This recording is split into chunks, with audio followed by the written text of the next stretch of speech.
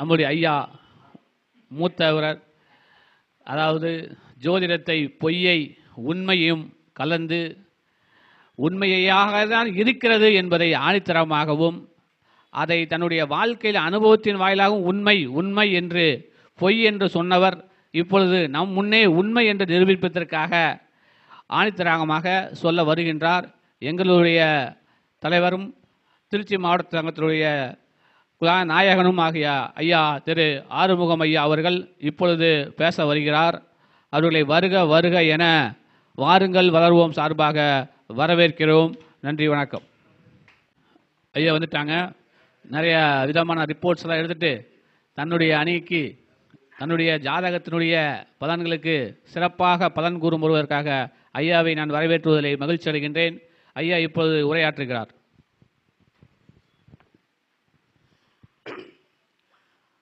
அனைத்து ஜோதிட நண்பர்களுக்கும் என் சிறந்தார்ந்த வணக்கங்கள். இந்த உலகின் மகா சக்தியான இந்த பிரபஞ்சத்தை வணங்குகிறேன். இந்த பூவிலைக்கு வருவதற்கு நான் காரணமாக இந்த பூவிலைக்கு வருவதற்கு காரணமாக இருந்த தாய் தந்தையரை வணங்குகிறேன். அதுபோல இந்த ஐயா ஆண்நிலை ஐயா இன்னைக்கு வெளியில போயிருக்கிறாங்க. அதற்கு பதிலாக ஆசிரியர் அவர்கள் அந்த சிறப்பான அந்த பணியை செஞ்சிட்டு இருக்காங்க. இந்த சங்கத்திற்கு என்னுடைய வாழ்த்துக்களையும் நன்றிகளையும் தெரிவித்துக் கொள்கிறேன். இந்த சங்கம் மீண்டும் மீண்டும் பல கருத்தரங்குகள் நடத்தி வெல்ல வேண்டும்ங்கிறதையும் சொல்லிக்கிறேன். அது மாதிரி ஜோதிட நண்பர்கள் நிறைய பாரம்பரிய ஜோதிட முறையில் ஜோதிடத்தை பார்த்து மக்களுக்கு நல்ல விஷயங்களை சொல்லிக் கொடுக்க வழிகாட்டுதலை கொடுத்து கொண்டிருக்கிற அனைத்து ஜோதிட நண்பர்களுக்கும் வணக்கம், வாழ்த்துக்கள். என்ன பாரம்பரிய ஜோதிட நண்பர்களுக்கு மட்டும் தனியாக சிறப்பாக ஒரு வாழ்த்து சொல்கிறாரு அப்படின்னா அதில் ஏதோ ஒரு வில்லங்க இருக்குது அப்படிங்கிறது தெரியும். ஏற்கனவே நம்மளுடைய பேச்சை கேட்டவங்களுக்கு தெரியும். அப்போ இவர் ஏதோ ஒரு வேற எங்கேயோ வராரு, ஒரு விஷயத்துக்கு வராரு அப்படிங்கிறது அது உண்மைதான். என்னன்னு சொன்னால் பாரம்பரிய முறை தான் பேஸு. அது இல்லாமல் ஜோதிடமே கிடையாது. அதில் நான் எதுவும் மாற்று கருத்து மறுப்பு கருத்தும் ஒன்றும் இல்லை. அதை தாண்டி யாரும் ஒரு ஜோதிடத்துக்குள்ளே காலடி வைக்க முடியாது. ஏன்னா ஜோதிடத்தினுடைய பேஸ் என்பது 12 கட்டம், 9 கிரகங்கள், 27 நட்சத்திரம். இதை தாண்டி யாராவது நான் ஜோதிடம் சொல்லுவேன்னு சொன்னால் அங்கே வாய்ப்பே இல்லை.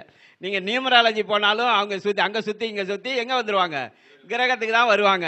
1ஆம் நம்பர் சூரியன், 2ஆம் நம்பர் சந்திரன், 3ஆம் நம்பர் குரு, 4 6 5 புதன், 6 சுக்கிரன், 7 கேது, 8 சனி, 9 செவ்வாய் அப்படின்னு 9 கிரகத்தை வச்சு தான் நியூமராலஜி. அது மாதிரி வாஸ்து அப்படின்னு போனீங்கனாலும் அங்கேயும் கிரகங்கள் வந்துடும். நீச உச்ச எல்லாம் எடுக்கிறாங்க இல்லைங்களா வாஸ்துல, அங்கேயும் கிரகங்கள் வந்துடும். அது கிரகங்கள் இல்லாமல் நட்சத்திரங்கள் இல்லாமல் எந்த ஜோதிடமும் கிடையாது. நீங்கள் எங்கே போனாலும் அங்கே தான் நிற்கணும். அதில் படி பார்த்தீங்கன்னா எந்த ஒரு துறையும் அதே நிலையில் ஒரே நிலையில் இயங்கிக் கொண்டு இருப்பது இல்லை. அப்படி இருந்தால் அது ஏதோ இங்கே கோளாறு இருக்குன்னு அர்த்தம். ஸ்டேக்னேஷன் சொல்லுவாங்க. அது சம்பித்து போயிடுச்சு அப்படின்வாங்க. அதுபோல ஜோதிடத்திலும் வளர்ச்சிங்கிறது வந்து கொண்டே இருக்கிறது. என்ன பார்த்தீங்கன்னா ஜோதிடத்தினுடைய ஆரம்ப காலம் எப்படி இருந்ததுன்னா, இந்த ஜோதிடத்தை நமக்கு அருளி சென்றவர்கள் சாதாரண நிலையில் உள்ளவர்கள் அல்ல. சித்தர்கள், ஞானிகள், யோகிகள் இவர்கள் எல்லாம் தான் இந்த ஜோதிடத்தை இந்த மனித குலத்துக்கு விட்டு சென்றிருக்கிறார்கள். அதாவது ஜோதிடத்தை எப்படி புரிஞ்சுக்கணும் அப்படின்னா அதில் சில பேசிக்கான சில விஷயங்கள் இருக்கு. என்னன்னு பார்த்தீங்கன்னா இங்கே ஒரு கேள்வி வந்துடும். நிறைய நம்ம நண்பர்கள், நமக்கு மாற்று கருத்து உள்ள நண்பர்கள் நிறைய பேர் விதியை வெல்ல முடியுமா? பிரபஞ்சம் அது இயங்க தானே போகுது, அது நடக்க தானே போகுது. நீ என்ன நடுவில் ஜோதிடம் சொல்லி என்ன மாற்றிடுவியா? நீ ஏதாவது செஞ்சிட முடியுமா? சாவ போறவனை பழைக்க வச்சிருவியா? யாரும் சாவாமல் இருக்க வைக்க முடியாது? 1000 கேள்விகள் கேட்பாங்க என்று சொல்றதை விட கேட்டவன் என்னுடைய ஆரம்ப காலம் மோசமானது. அது பல கூட்டங்களில் பேசியிருக்கேன். ஆரம்பத்தில் என்னுடைய சிறு வயதிலேயே ஒரு 5வது 6வது படிக்கும் போதுலேருந்தே கடவுள் நம்பிக்கை இல்லாமல் வளர்ந்து, அதுக்கு பிறகு தொழிற்சங்க இயக்கத்தில் கம்யூனிஸ்ட் பார்ட்டியில் இருந்து பொது உடைமை கருத்துக்களை மார்க்சிசம் லெனினிசம் எல்லாம் படித்து, இயற்கையியல் பொருள் முதல்ல டைலக்டிக்கல் மெட்டீரியல்ஸ்ன்னு சொல்லுவாங்க, அதையெல்லாம் படித்து அதில் ஒரு 30-40 வருஷம் அந்த தொழிற்சங்க இயக்கத்தில் இப்படி போன ஆள். ஒரு ஆராய்ச்சிக்காக ஜோதிடத்தை நான் படிக்க நேர்ந்தது. ஏன்னா இந்த கம்யூனிஸ்டில் பார்த்தீங்கன்னா நிறைய படிப்பாங்க, நிறைய படிச்சுக்கிட்டே இருப்பாங்க. புத்தகங்கள் ஒன்று உலக அரசியல்லேருந்து உள்ளூர் அரசியல் வரைக்கும் படிச்சுக்கிட்டு இருப்பாங்க. தத்துவம் படிப்பாங்க. அவங்க படிக்காத டச் பண்ணாத துறையே இருக்காது. ஒரு கம்யூனிஸ்ட் பார்ட்டிகிட்ட, ஒரு கம்யூனிஸ்ட்காரன்ட்ட போய் எந்த சப்ஜெக்ட் பேசினாலும் பேசுவான். அப்படி இருக்கும்போது இந்த ஜோதிடம் என்ன சொல்லுதுன்னு படித்து பார்ப்போமேன்னு போனேன் நான். இந்த ஜோதிடம் வேற மக்கள்கிட்ட வந்து நிலையாக நிற்கிது. ஏன்னா ஆதி காலம் தொட்டு இன்னை வரைக்கும் ஜோதிடத்தை யாராலையும் அசைக்க முடியல. ஏன்னா விஞ்ஞானம் முன்னேறி எங்கே போயிட்டு இருக்கு. அது செவ்வாய் கிரகத்துக்கு வரைக்கும் போகிறாங்க, சந்திரனில் போய் எல்லாத்தையும் இறக்குறாங்க, வர்றாங்க, போனாங்க. சரி, எல்லாம் நடக்குது, ரைட்டு. ஜோதிடம் என்ன பண்ணுது? எல்லாத்தையும் ஊற்றி சாப்பிட்டுட்டு அது சோகா பண்ணிட்டு நிற்கிது. நான் தான் என்ன ஒன்றும் பண்ண முடியாதுன்னு நிற்கிது. அப்போ ஜோதிடத்தை யாராலும் அசைக்க முடியல, எந்த விஞ்ஞானமும் ஒன்றும் செய்ய முடியல. மக்கள்கிட்ட போய் நிற்கிது சார். மக்கள்கிட்ட போய் நிற்கிதுன்னா சாதாரண மக்கள்கிட்ட மட்டும் இல்லை. அதாவது கிராமத்தில் இருக்க விவசாயிலேருந்து அடிமட்டத்தில் இருக்க, நடுத்தரத்தில் இருக்க, டாப்பில் இருக்கிற, கீழே இருக்கிற, நடுவில் இருக்கிற, டாப்பில் இருக்க அவ்வளோ மக்களும். டாப்பில் இருக்கிறன்னா பார்த்தீங்கன்னா உங்களுக்கு யார் டாப்புன்னா யார்? ஜனாதிபதி, பிரதமர், மினிஸ்டரு, இதெல்லாம் ஆள்பவர்கள், இந்த உள்ள நாட்டை ஆள்பவர்கள்.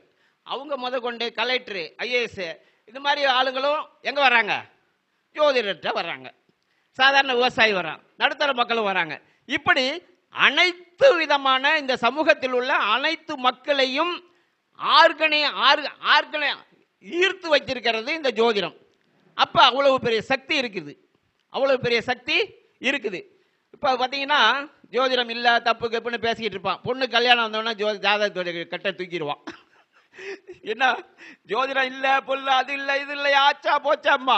ஆனால் பொண்ணுக்கு கல்யாணம் வந்துருச்சு, பள்ளியனுக்கு கல்யாணம் வாங்கும்போது அன்னைக்கு நான் எழுதாமல் விட்டுட்டேங்க ஐயா, இன்னைக்கு ஒரு ஜாதகம் எழுதி கொடுங்க ஐயா, என் பொண்ணு வீட்டில் கேட்குறாங்க ஐயா, மாப்பிள்ளை வீட்டில் கேட்குறாங்க ஐயா அப்படின்னு இங்கே வந்துடுறாங்க. அப்படி பாட்டோம். அப்போ அந்த திருமணம் அப்படிங்க வந்தபோது ஒரு பயம் வந்து போகுது. யாருடன் இணைப்பது, யாருடன் இணைப்பது? எங்கேயாவது ஒரு செக்கிங் பண்ணணும்ல. ஒரு மாப்பிள்ளை வராரு, ஒரு பொண்ணு, என் பையனுக்கு பொண்ணு பார்க்குறேன், அல்லது என் பையனுக்கு பொண்ணுக்கு மாப்பிள்ளை பார்க்குறேன். அது எங்கேயோ பிறந்திருக்கான், எங்கேயோ வளர்ந்துருக்கு அந்த பொண்ணு. அது எப்படி இந்த பையனுக்கு இதை சரியாக வருமானு பார்க்கறதுக்கு ஏதாவது ஒரு டெஸ்டிங் வேணும்ல அப்படின்னு போய் இப்போல்லாம் பேசி பழகிக்கிறாங்க. அது மாதிரி கல்யாணம் நடக்குது. அது முன்னாடியெல்லாம் அப்படிலாம் இல்லை, வெளியிலேயே பார்க்க முடியாது. அப்படி இருக்கும்போது எப்படி சார் எங்கேயாவது ஒரு வேணுமே? அப்போ அது ஜோதிடத்தை நம் முன்னோர்கள், ஞானிகள், சித்தர்கள் கொடுத்துட்டு போயிருக்காங்க. நீங்கள் அவங்களுடைய ஜாதகத்தை வாங்கி பார்த்தா இந்த பையன் எப்படி வாழ்க்கை நடத்துவான், இந்த பையன் பொருளாதாரத்தில் சிறந்து விளங்குவானா? ஏன்னா நம்ம வாழ்க்கை என்பது அகமும் புறமுமாக இருக்கிறது. பொருளும் வேணும், அகமும் வேணும். பொருளும் எல்லாருக்கும் இவ்வுலகில் இல்லை, அகம் எல்லாருக்கு அவ்வுலகம் இல்லை, அருள் எல்லாருக்கு அவ்வுலகம் இல்லை, பொருள் எல்லாருக்கு இவ்வுலகம் இல்லை. அப்ப இந்த உலகமும் வேணும், அந்த உலகம் வேணும். அப்படிங்கும் போது ரெண்டுமே வேணும். அந்த ரெண்டுமே இந்த பையனுக்கு இருக்குதா? நாளைக்கு இந்த பொண்ணை கொடுத்தன்னா இந்த பொண்ணை நல்லா வாழ்க்கை நடத்துவானா? அவங்களுக்கு சந்ததி உருவாகுமா? எப்படி இருக்கும்? அப்போ இந்த பொண்ணு இங்கே நம்ம வீட்டுக்கு வருது, நம்ம மாமனார் மாமியாரை இந்த பொண்ணு எப்படி பார்த்துக்கும்? இந்த பொண்ணு அங்கே போகுது, அங்கே உள்ள மாமனார் மாமியார் எப்படி இதை இல்லாமல் பார்த்தீங்கன்னா இந்த 12 கட்டத்தை வச்சுக்கிட்டு, நட்சத்திரத்தை வச்சுக்கிட்டு, கிரகங்களை வச்சுக்கிட்டு நம்ம அனலைஸ் பண்ணிடுவாங்க. அனலைஸ் பண்ணுறாங்க. சிறப்பான ஜோதிடராக இருந்தால் அது என்னங்க சிறப்பான ஜோதிடர்? ஆமாங்க, அதில் சொல்ல வேண்டியதானே இருக்குது. ஒரு 40 பேர் ஒரு கிளாஸில் ஸ்டூடெண்ட்டு, ஒரு ஆசிரியர், நல்ல ஆசிரியர், அருமையாக கிளாஸ் எடுக்கிறாரு, 2 பேர் ஃபெயில் ஆகிறானே, என்ன செய்யறது? ஆசிரியர் சூப்பரான ஆசிரியர் சார், அதே எல்லாருக்கும் 40 பேருக்கும் அவர் ஒன்றா தான் கிளாஸ் எடுத்தார். அதில் பார்த்தீங்கன்னா ஃபர்ஸ்ட் மார்க்கு, செகண்ட் மார்க், 5 பேர் இப்போ நல்ல சூப்பர் மார்க் வாங்குறான். ஒரு 80% வாங்குறான், 50-60% வாங்குறான், சில பேர் 30 கீழே போயிடுறான். இப்போ யார் தவறு? ஆசிரியர் தவறா அல்லது மாணவர்கள் தவறா? மாணவர்கள். அவங்க கெப்பாசிட்டி அவ்வளோதான் இருக்குது, அவங்க ஜாதகம் அப்படி சொல்லுது, அவங்களுக்கு நடக்கிற தசா புத்தி அவங்களுக்கு படிப்பை கொடுக்கல, அதனால ஃபெயில் ஆகுறாரு. ரைட்டுங்களா? அதுபோல இந்த ஜோதிடம் படிக்கிற அனைத்து பேரும் பாஸ் பண்ணவங்களா? சரி, ஜோதிடரை பாஸ் பண்ணுறதுக்கு ஏதாவது ஒரு டெஸ்ட் வச்சு பாஸ் பண்ணி வைக்கலாம் சார். ஜோதிடர் யாரு நல்ல ஜோதிடர்னு ஒரு டெஸ்ட் வச்சு பாஸ் பண்ணல வைக்கலாம் சார் அப்படின்னா எங்க போய் டெஸ்ட் வைக்கிறது? அதுக்கு யாரு அத்தாரிட்டி பர்சன் யாரு இருக்கா? அப்ப கவர்மெண்ட் ஏதாவது இதுக்கு ஒரு துறை வச்சிருக்குதா? ஒரு கேள்வி இருக்குது. ஒரு மிகப்பெரிய ஒரு ஒரு துறை, ஆழம் காண முடியாத துறை, ஆழம் காண முடியாத துறை. ஆனால் சவால் விட்டு சொல்லுவேன், ஒரு 4 வருஷம் ஒரு பிளஸ் 2 முடிச்சுட்டு 4 வருஷம் முடிச்சுனா ஒரு பிஇ முடிச்சுட்டு நான் பிஇ இன்ஜினியர்னு போட்டுக்கலாம். ஒரு 5 வருஷம் எம்பிபிஎஸ், ஒரு 4 வருஷம் எம்பிபிஎஸ் முடிச்சுட்டு ஹவுஸ் சர்ஜன், ஒரு வருஷம் 5 வருஷம் முடிச்சுட்டு டாக்டர் எம்பிபிஎஸ் அப்படின்னு போட்டுக்கிட்டு ஊர்ல உள்ளவனா ஒன்று சாகடிக்கிறான் அல்லது ஏதோ அவனால முடிஞ்ச மருந்தை கொடுக்குறான். ஆனா ஜோதிடர்கள் ஏதாவது ஒரு கோர்ஸ் இந்த வயசுக்குள்ள இந்த வருஷத்துக்குள்ள நான் படிச்சு முடிச்சிருவேன் அப்படின்னு சொல்ற ஏதாவது யாராவது ஒரு நெஞ்ச நிமித்தி சொல்லிட முடியுமா? நான் எல்லாத்தையும் படிச்சுட்டேன் அப்படின்னு சொல்லிட முடியுமா?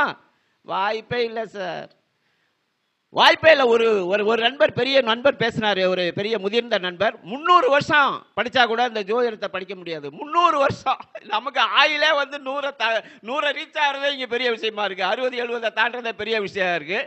300 வருஷம் படிச்சோம்னா ஜோதிடத்தை ஓரளவு படிச்சிடலாம் சார் அப்படின்னாரு. அது ஆயுள் 10 தானே. அப்ப ஒரு விஷயத்தை புரிந்து கொள்ள வேண்டும். இங்க இருக்க ஜோதிடர்களும் புரிஞ்சுக்கணும், இதை கேட்கிற உலகளாவிய மக்களும் புரிந்து கொள்ள வேண்டும். ஜோதிடத்தை யாரும் 100 மடங்கு சரியாக சொல்லிவிட முடியாது. ஜோதிடத்தை யாரும் எவ்வளவு பெரிய ஞானியா இருக்கட்டும் சார், 100% 100% நான் சிறப்பாக ஜோதிடத்தை சொல்லிவிடுவேன் அப்படின்னு சொல்றதுக்கு இங்க ஆளு கிடையாது. எப்படி சார் அப்படி சொல்றீங்க? நீங்க எவ்வளவு பெரிய ஜாம்பவான்கள்லாம் இருக்கிற இடத்துல நீங்க போய் இப்படி சொல்றீங்களே அப்படின்னு சண்டைக்கு வர்றது கூட நண்பர்கள் இருப்பாங்க. இப்ப சொல்றேன் பாருங்க, ஏன் சொல்ல முடியாது? ஏன் சொல்ல முடியாதுங்கிறதுக்கு காரணத்தை சொல்ல வேண்டும். அப்ப ஏன் சொல்ல முடியாது என்றால், இந்த ஜோதிடத்தை நமக்கு அருளி சென்றவர்கள், நமக்கு மக்களுக்கு கொடுத்து சென்றவர்கள் சாதாரணமானவர்களா? சாதாரணமானவர்கள் இல்லை. அவர் ஞானிகள், சித்தர்கள், யோகிகள். ஞானிகள்னா என்ன சார்? ஞானிகள்னா யாரு? சித்தர்கள் யாரு? யோகிகள்னா என்ன யாரு? அவர்கள் தானே இதைக்கு கொடுத்துட்டு செய்து போயிருக்காங்க இந்த ஜோதிடத்தை. அப்ப ஞானிகள், ஞானி என்றால், சித்தர் என்றால், யோகி என்றால் அவர்கள் ஞான நிலையில் சில விஷயங்களை உணர்வார்கள். ஞான நிலை அப்படின்னா என்ன? அப்ப இன்னைக்கு பாத்தீங்கன்னா கிரகங்களுடைய சஞ்சாரங்கள் இருக்கு இல்லையா? கிரகங்களுடைய சஞ்சாரங்கள் இன்றைய நிலையில சயின்ஸ்ல பெரிய பெரிய மெகா டெலஸ்கோப்பை வச்சுக்கிட்டு அதுக்கு ஒரு இடத்தை பிக்ஸ் பண்ணி அந்த டெலஸ்கோப் வழியா பார்க்கறான், எந்த கிரகம் எங்க போகுது வருதுன்னு கண்ணை முழிச்சு பார்த்துக்கிட்டு பார்க்கறான். இப்ப இந்த விஞ்ஞானம் முன்னேறினப்ப, ஆனால் இந்த டெலஸ்கோப்லாம் வர்றதுக்கு முன்னாடி, விஞ்ஞானம்னா என்னன்னு தெரியாததுக்கு முன்னாடி, பல 1000 ஆண்டுகளுக்கு முன்னாடி இந்த ஞானிகளும் சித்தர்களும் இந்த கிரக சஞ்சாரங்களை பார்த்து எழுதி வச்சுட்டு போயிட்டாங்க.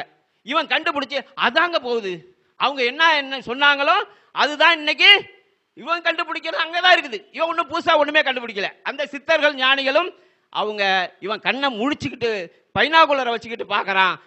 அந்த சித்தர்களும் ஞானிகளும் கண்ணை மூடி தியானத்தில் அமர்ந்து கண்ணை மூடிக்கொண்டு இந்த கிரகங்களுடைய சஞ்சாரங்களை அறிந்து சொல்லிட்டு போயிட்டாங்க. இவன் கண்ணை முழிச்சு பார்த்துக்கிட்டு பார்க்கறான். அவன் அந்த சித்தர்களும் யோகிகளும் ஞானிகள் கண்ணை மூடி தியானத்தில் அமர்ந்து இந்த கிரக சஞ்சாரங்களை சொல்லிட்டு போயிட்டாங்க. அதுல எந்த ஒரு பெசகுமே இன்னைக்கும் இல்லை, அதுதான் இருக்குது இன்னைக்கு. அப்ப அந்த சித்தர்களும் ஞானிகளும் கொடுத்த விஷயம் இந்த ஜோதிடம் ஞான நிலையில் உணர்ந்த விஷயம்ங்கிறத புரிஞ்சுக்கணும். என்ன நிலையில? ஞான நிலையில் உணர்ந்த விஷயத்தை அவங்க சொல்லிட்டு போயிருக்கிறாங்க. அந்த விஷயத்தை தான் நான் படிக்கிறேன், நீங்க படிக்கிற, அவர் படிக்கிற, இந்த உலகத்துல அனைத்து ஜோதிடர்களும் படிக்கிறாங்க. புரியுதுங்களா? அப்ப ஒரு ஞான நிலையில் உணர்ந்த விஷயத்தை என்கிட்ட ஞான நிலை இல்ல, எனக்கு என்ன இருக்கு? அறிவு கொஞ்சம் ஒன்று இருக்குது. அப்ப அந்த அறிவு நிலையில் ஆராயிறாங்க. எதை? ஞான நிலையில் சொல்லி சென்ற விஷயத்தை நான் என் அறிவுக்கு உட்பட்டு, அவர் அறிவுக்கு உட்பட்டு, இவர் அறிவுக்கு உட்பட்டு அறிவு நிலையில் ஆராய்கிறார்கள். அப்ப ஞான நிலைக்கு எல்லை இல்லை. ஞான நிலைக்கு எல்லை உண்டா சார்? ஞான நிலைக்கு எல்லை இல்லை. ஆனா அறிவு நிலைக்கு அறிவு நிலைக்கு எல்லை உண்டு. அவரவர் அறிவுக்கு எட்டிய தூரம் தான் போக முடியும். ஏன் அறிவு கூட்ட வரைக்கும் நான் போவேன், அவரு அறிவு கூட்ட வரை அவரு போவார். அப்ப ஞான நிலைக்கு எல்லை இல்லை, அறிவு நிலைக்கு எல்லை உண்டு. அறிவு நிலையில் ஆராயும் பொழுது ஒரு எல்லையோடு நின்று விடுகிறது, அது ரீச் ஆக முடியலங்கிற விஷயத்த மக்களும் புரிஞ்சுக்கணும், ஜோதிடர்களும் புரிஞ்சுக்கணும். அதனால நான் 100% சொல்லிடுவேன், சாத்தியமே இல்லை. எங்கேயாவது ஒரு சர்க்கிள் வரதான் செய்யும், எங்கேயாவது ஒரு சர்க்கிள் வர செய்யும். இதை ஃபர்ஸ்ட் புரிஞ்சுக்கணும். அதனால ஜோதிடத்தை யாரும் முழுமையாக 100% சொல்றதுக்கு வாய்ப்பே கிடையாது. ஏனென்றால் ஞான நிலையில் உணர்ந்த விஷயத்தை அறிவு நிலையில் ஒரு எல்லையோடு தான் நிற்க முடிய அது எல்லை தாண்ட முடியாது. இது பேஸ் ரைட்டு. இது ஒரு பேசிக்கலா ஒரு விஷயத்தை முடிச்சா இப்போ சப்ஜெக்ட்டுக்கு வந்துடும். ரைட்டு சார், சொல்லிட்டீங்க. இப்போ பார்த்தீங்கன்னா நானும் ஆராய்ச்சிக்காக தான் போய் ஜோதிடம் படிக்க போனதே. எதுக்கு படிக்க போனேன்? ஜோதிடம் கற்றுக்கணும், அதை மற்றவங்களுக்கு சொல்லணும், அது மூலமாக ஏதாவது ஒரு வருமானம் வரணும். இதுக்கெல்லாம் நான் ஜோதிடம் போய் படிக்க போகல. அது யார்கிட்ட போய் படித்தேன்? ஒரு குருநாதர்கிட்ட போகல. நான் எங்கே போனேன்? மதுரை யூனிவர்சிட்டி, காமராஜ் யூனிவர்சிட்டியில் அப்போ ஒரு பேப்பரில் பார்த்தேன், தொலைதூரை கவியில் ஜோதிடம் கற்றுத்தரப்படும். என்ன என் தொலைதூரில் கற்றுறேன், என்ன குவாலிஃபிகேஷனு? எழுத படிக்க தெரிஞ்சா போகுது சார். நான் சரி போடு, என்னன்னு பார்த்துருவோம். ஏன்னா இப்போ ஐயா கிட்ட போய் படிச்சேன்னு வச்சுங்க, அவருக்கு தெரிஞ்சவர் தான் சொல்லுவார். இவர்கிட்ட படித்தா அவருக்கு தெரிஞ்சது சொல்லுவார். அது வேற. நம்ம ஆளுங்களுக்கு ஒரு மருந்து, ஒரு பிடி மருந்து ஒரு கையில் வச்சுக்குவாங்க, எல்லாத்தையும் சொல்லி கொடுக்க மாட்டாங்க. இப்படி சொல்லியே நாசமாக போச்சு நம்ம துறைங்கன்னு வைத்தியம் இல்லான்னு வச்சுக்கோங்க. அது வேற இருக்குது. அப்போ யூனிவர்சிட்டியில் படித்தோம்னா அவங்க ஒரு சிலபஸ் வச்சிருப்பாங்க, எல்லா ஸ்டூடெண்ட்டுக்கும் சிலபஸ் கொடுத்துருவாங்க, ஒரே மாதிரியாக தான் எடுப்பாங்க. அப்போ யூனிவர்சிட்டியில் படிப்போம், அது நல்லா இருக்கும். அங்கே போய் படித்தேன். எதுக்காக? படிச்சுட்டு வந்து என்ன பண்ணணும், இந்த ஜோதிடர்கள்லாம் என்ன செய்துன்னு கேட்கணும். என்ன ஊரை ஏமாத்திட்டா இருக்கீங்க கட்டத்தை போட்டு, வரண்டா இருடா, உன்ட்ட சும்மா வாய் புளிச்சதோ மாங்காய் புளிச்சதுன்னு பேசக்கூடாது. சப்ஜெக்டை படிச்சுட்டு வந்த உன்னை சிண்டை பிடிக்கிறான்ட்டு போய் படித்தேன். அது என்ன பிடிச்சி சிண்டை பிடிச்சி லாத்திடுச்சு. ஜோதிடம் ஏன் சிண்டை பிடிச்சி, வாப்பா வா, வாயா வாயா வரியா, வா வா வா வா வா, ஒன்றுதான் பார்த்துக்கிட்டு இருக்கேன். ஒன்று மாதிரியால தான் பார்க்கணும். சாதாரண ஆளை வந்து நான் வேணாம், ஒன்று மாதிரியால தான் வரணும்னு எல்லாம் பார்த்துக்கிட்டு இருந்துச்சு. என்னன்னு தெரியல, போய் நான் படிக்க படிக்க படிக்க அது என்ன இழுத்துக்கிட்டு உள்ளே போகுது, விட மாட்டுது. சரி, நான் அது வரைக்கும் என் கல்யாண தேதி சொன்னீங்கன்னா ஒரு வேடிக்கையா இருக்கும். புரட்டாசி மாதம் கல்யாணம் பண்ண ஆளு சார் நான். அவ்வளவு தீவிரவாதி, கம்யூனிஸ்ட்ல அவ்வளவு தீவிரவாதி. கல்யாண மண்டபம்லாம் ஃப்ரீயா இருக்குது, போய் எடுக்கிற லட்சரை பெரட்டினா அந்த மாசம் முழுக்க ஃப்ரீயா இருக்கு. என்ன அந்த மாசம் ஃப்ரீயா இருக்கு, அதில் போடியா சார், புரட்டாசி மாசம் சார், யாரும் கல்யாணம் பண்ண மாட்டாங்கன்றான் அவன். அங்க உள்ள கிளருக்கு நான் என்ன சொன்னேன், அதுல போடியா, எனக்கு ஒரு ஞாயிற்றுக்கிழமையா பார்த்து நல்ல தேதியா போடியா, ஞாயிற்றுக்கிழமெல்லாம் ஃப்ரீயா இருக்கு சார், புக் பண்ணாதீங்க, அப்புறம் பொண்ணு வீட்டில் ஒத்துக்க மாட்டாங்க, அப்புறம் திரும்ப தேதியை மாத்து. இல்ல நான் பாத்துக்கிறேன், நீ புக் பண்ணு. அக்டோபர் 12 86 அக்டோபர் 12ஆம் தேதி கல்யாணம் பண்ணேன், புரட்டாசி மாதம். இப்பவும் பார்த்தீங்கன்னா கோயிலுக்கு போனோம்னா கல்யாண நாளுக்கு போய் அர்ச்சனை கொடுத்தோம்னு வச்சுங்க, சமயபுரம் வருஷம் போவோம். சமயபுரத்துக்கு கொடுத்தா ஐயர் இப்படி மேலே பார்ப்பார், கல்யாணமா என்னய்யா? ஆமா சார் கல்யாண நாள் சார். ஏமா உனக்கு கல்யாணம் தெரிய கொடுத்தான் சார், அதெல்லாம் நீங்க ஏதோ பண்ணிட்டேன் சார், நீங்க பூஜை போட்டுங்க சார்னு சொல்லிட்டு தான் வர வேண்டியிருக்கு. வருஷம் படி ஒரு கல்யாண நாளுக்கு கொண்டு தட்டை கொடுத்து மாலை வாங்கி கொண்டு கொடுத்து பூஜை பண்ண சொன்னா ஐயரு மேலையும் கீழையும் பார்க்குறாரு. வேற வழி இல்லை, அன்னைக்கு தான் பண்ணா இது ஓடுது. அது ஒன்றும் நெகட்டிவா போகல. 2-3 குழந்தையாச்சு, இன்னை வரைக்கும் மனைவி மக்களோட நல்லா சிறப்பா இருக்கும். அப்படி அவ்வளவு தீவிரமாக இருந்தோம். ஆனால் படிக்க போய் அப்ப என் ஜாதகத்தெல்லாம் தூசு தட்டி எடுத்துட்டு வந்து பார்த்தோம்னா எல்லாமே கரெக்டா இருக்கு, ஒன்றும் மூச்சே விட முடியல. நான் வேலை செய்த போயில ஒரு 200 பேர் வேலை செய்யறாங்க. அவங்க ஜாதகத்தெல்லாம் வாங்கி கொண்டா உன் ஜாதகத்தை, கல்யாணம் ஆகலையா கொண்டா உன் ஜாதகத்தை, உனக்கு குழந்தை இல்லையா கொண்டா உன் ஜாதகத்தை வாங்கி போட்டா அப்படியே ரூல் கரெக்டா இருக்கு. அவர் ரிட்டையர் ஆகிறங்க கடைசி வரைக்கும் குழந்தையே இல்லாம தான். 5 பேர் எங்க பேயில 200 பேர்ல 5 பேருக்கு குழந்தை இல்லை, 5 பேருக்கு ஜாதகமும் குழந்தை இல்லைன்னு தான் சொல்லுச்சு. ஒரு பையன் கல்யாணம் 3 கல்யாணம், முதல் கல்யாணம் டைவர்ஸ், 2வது கல்யாணம் டைவர்ஸ், 3வது கல்யாணம் தான் அவனுக்கு நின்றுச்சு, அதுக்கும் குழந்தை இல்லை. இப்படி எல்லா ஜாதகமும் என்ன ஆகுது, ரூல் எல்லாம் பக்காவுக்கு. இப்ப எப்படி சார் நம்ம மாத்தி பேச முடியும்? வீம்புக்கெல்லாம் ஒரு வேலை பண்ணக்கூடாது, உண்மையை ஒத்துக்கணும். நான் உண்மையை தேடுற ஆளு, அப்ப உண்மையை ஒத்துக்கணுமா இல்லையா? அப்படியே நான் வாய் பொத்தி கை பொத்தி எல்லாத்தையும் அடக்கிட்டு அவ்வளவு வீராவாசம் பேசினாலும், எப்படிரா கட்டத்தை போட்டு ஊரை ஏமாத்திரியா அப்படின்னு பேசினாலு வீராவாசம் எல்லாம் அப்படியே வாய் சுத்தி இன்னுமே எதுவும் பேசக்கூடாது. இதைதான் நம்மளை போட்டு ஒரு வழி பண்ணிடுச்சு இந்த ஜோதிடம். வாடா வாடா எப்பான்னு பண்ணிடுச்சு. இதே மாதிரி நான் மட்டும் ஆனன்னு நினைக்கிறீங்க? நான் மட்டும்தான் இது மாதிரி ஆன நிறைய பேர் இருக்காங்க. அதுக்கு ஒரே ஒரு ஆள் சொல்றேன். இன்னைக்கு ஜோதிட பீஷ்மர் சொல்ற ஒருத்தர் இருக்கார் தமிழ்நாட்டில். யாரு? ஜோதிட பீஷ்மர். அவருக்கு பட்டம் கொடுத்துருக்காங்க. பீஷ்மர்னா யார் சார்? மகாவீரன். அவனை வெல்லறதுக்கு ஆளே கிடையாது. அப்படிப்பட்ட பீஷ்மர் பட்டத்தை வாங்கினவர் இப்படி லைவ்ல உயிரோட தான் இருக்கிறார். தெரியுமா சார்? மாதேஸ்வரம், இது ஆத்தூர் மாதேஸ்வரன் ஐயா. ஆத்தூர்ல மாதேஸ்வரன் ஐயா கேள்விப்பட்டிருக்கீங்களா? அவரு தான் ஜோதிட பீஷ்மர் பிதாமகன் பீஷ்மர்னு சொல்லி வச்சிருக்காங்க. அந்த மாதேஸ்வரன் அவருடைய ஆரம்ப காலம் திராவிட கழகத்தில் இருந்தவர். திராவிட கழகத்தில் தீவிரவாதமாக இருந்தவர். திராவிட கழகம்னா உங்களுக்கு சொல்ல வேண்டாம். தமிழ்நாட்டில் போய் திராவிடத்தை பற்றி சொல்லணுமா? எப்படி பேசுவாங்க, என்ன பேசுவாங்கன்னா எல்லாம் பார்த்துருப்பீங்க. அப்படிப்பட்ட ஒரு ஆத்தூர் மாதேஸ்வரன் இன்னைக்கு ஜோதிட பீஷ்மருங்கிறவர் இருக்காரு. நிறைய புத்தகங்கள் எழுதியிருக்கிறார். ரைட்டுங்களா? அப்ப அப்படிப்பட்ட தீவிரமான ஆட்களை எல்லாம் ஜோதிடம் அப்படி மண்டையில் அடித்து தரமட்டத்தில் உட்கார வச்சு இன்னைக்கு ஜோதிடத்தில் கொண்டு வந்திருக்கு. அப்படி பலம் வாய்ந்த ஒரு சக்தி வாய்ந்தது இந்த ஜோதிடம். அப்படிதான் நான் படித்தேன். அதை படிச்சுட்டு இப்படி 1-2 பேருக்கு நான் இதை தொழிலா செய்யணும்னு படிக்கல இல்லையா. எனக்கு இன்னொன்று டியூட்டி இருக்கு. நான் வேலையில் இருந்தேன். திருச்சி பெல் கம்பெனியில் ஒர்க் பண்ணேன். அதனால எனக்கு ஒரு ஜீவனத்துக்கு ஒரு இறைவன் எனக்கு ஜீவனத்துக்கு ஒரு வாய்ப்பை கொடுத்திருக்கிறாரு. அப்ப இன்னொரு சம்பாத்தியம் எதுக்குள்ள வரக்கூடாது? ஜோதிடத்தின் மூலம் இன்னொரு சம்பாத்தியம் பண்றது தவறு. எனக்கு வாய்ப்பு இல்லை, ஜீவனத்துக்கு வாய்ப்பு இல்லைன்னா இது வழியா சம்பாதிச்சு சாப்பிடலாம். எனக்கு இறைவன் ஏற்கனவே என்ன கொடுத்துட்டாரு? ஒரு உத்தியோகத்தை கொடுத்துட்டாரு. அதன் மூலம் மாசம் வருமானம் வருது. நம்ம ஆராய்ச்சிக்காக படித்தோம். அதை வச்சுக்கிட்டு இப்ப சம்பாதிக்க போனா அது தவறுன்னு என் மண்டை உரைச்சுது. வேண்டாம், 2வது வருமானம் எனக்கு வேண்டாம், இதில் போதும்னு நான் படிச்சுக்கிட்டே இருந்தேன். புத்தகம் வாங்கிட்டே இருந்தேன், படிச்சுக்கிட்டே இருந்தேன். 25 ஆண்டுகள் போயிட்டு இருந்தது. அப்ப இதை படிக்கிறோன்னு தெரிஞ்சுன்னு வச்சுக்க, பக்கத்தில் உள்ள ஆளுங்களுக்கு இவர் ஜோதிடம் இவருக்கு தெரியுமா தெரியாதா? அவரு என்ன பண்ணுவாரு? கொண்டு ஒரு ஜாதகம் கொடுப்பார். இதை கொஞ்சம் பார்த்து சொல்லுங்க. சரி பார்த்து சொல்லுங்க. ஏன்னா படிச்சிருக்கோம்ல, பார்த்து சொல்லுவோம்.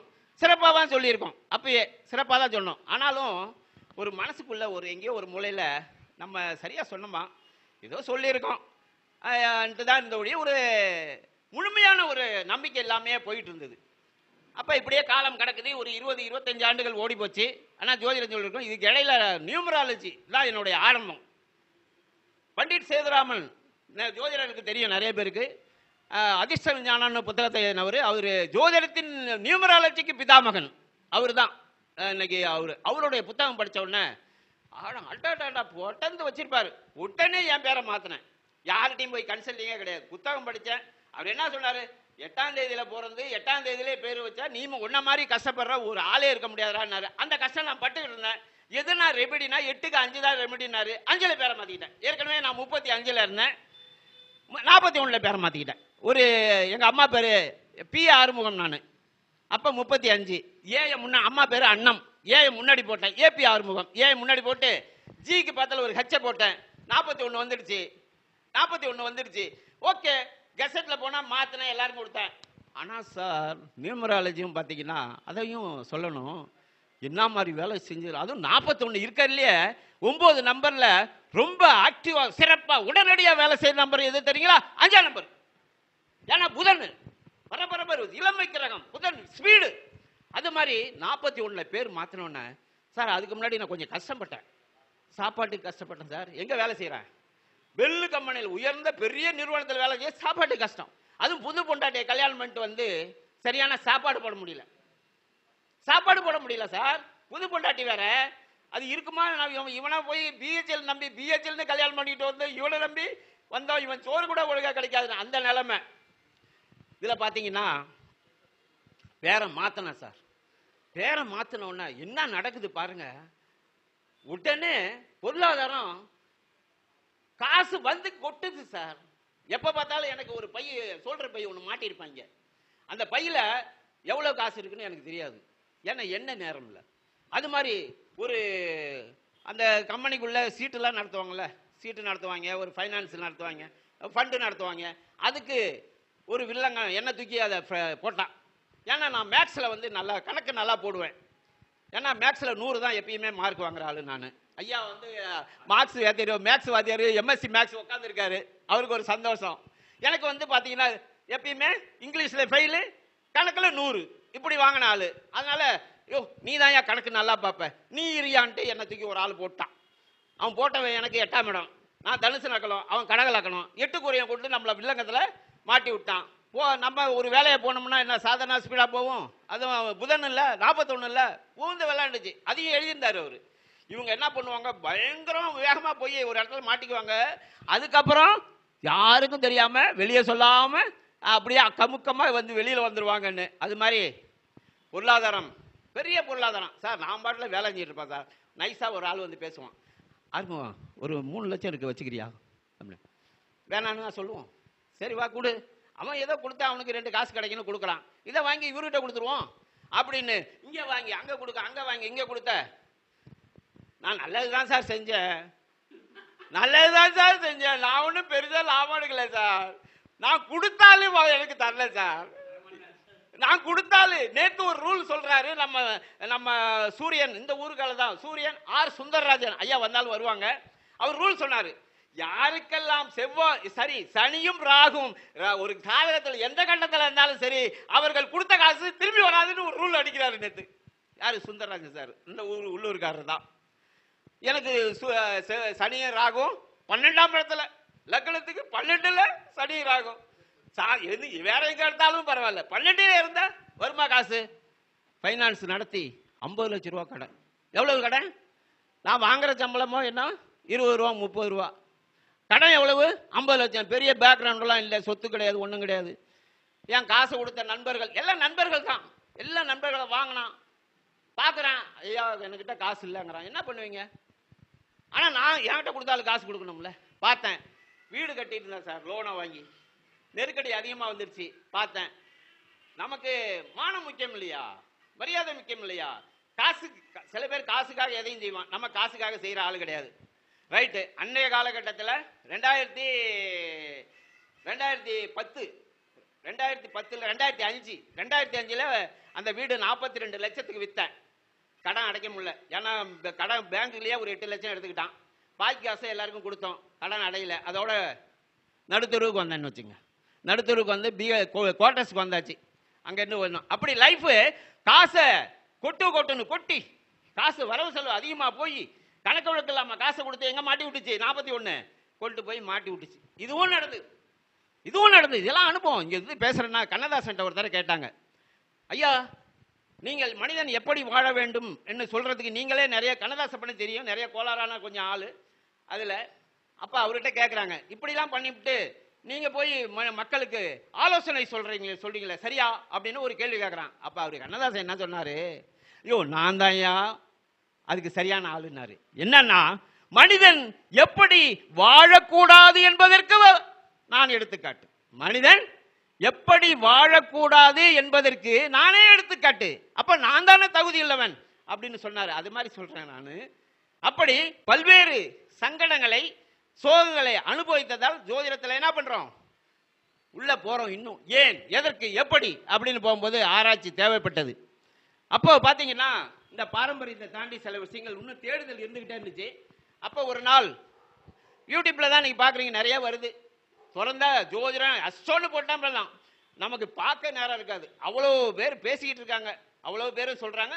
எல்லாத்துலேயும் ஒரு விஷயம் இருக்கும், அது இல்லாமல்லாம் சொல்லல இருக்கு. அப்படி பார்த்தப்ப சென்னையை சேர்ந்த தேவராஜ் அவர்கள் உயர்கணித சார ஜோதிடம்ங்கிற முறையில் ஒரு கிளாஸ் எடுக்கிறாரு. ஜோதிடம் பார்க்குறேன், உட்காந்து டியூட்டியில் இருக்கான். இப்போ டியூட்டியில் உட்காந்து பார்த்துட்டு வீட்டில் வந்து கம்ப்யூட்டரை போயிட்டு பார்த்துக்கிட்டு இருக்கும்போது ஜோதிடம் பார்த்துக்கும் போது இது அவர் ஈஸியாக பலன்னு சொல்கிறார்.